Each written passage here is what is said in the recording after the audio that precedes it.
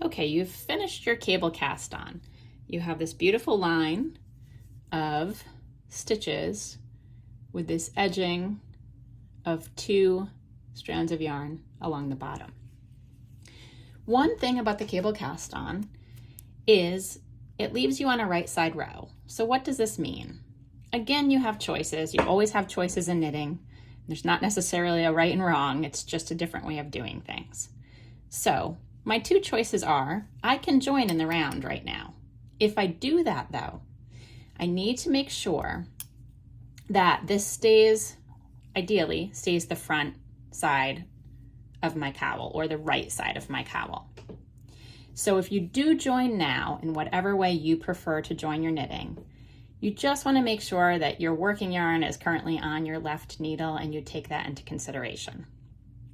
Another thing that many people do for the cable cast on is to knit your first row without joining your work in the round.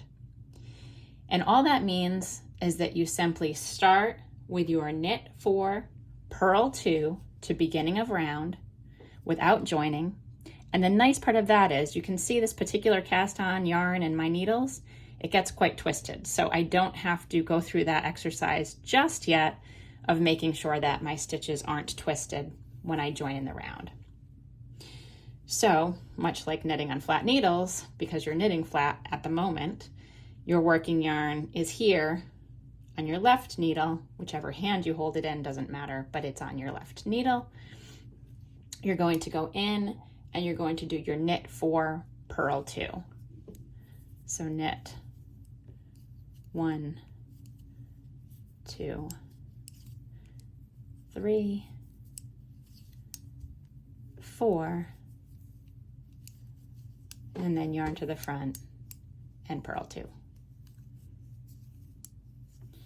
And you're going to do that across all 108 of your stitches, at which point you will still be working the right side. You'll be back here, you will insert your beginning of round marker, and you'll join. And depending on how you join, there might be a little gap there, which in the end, you'll just use your tail to close up.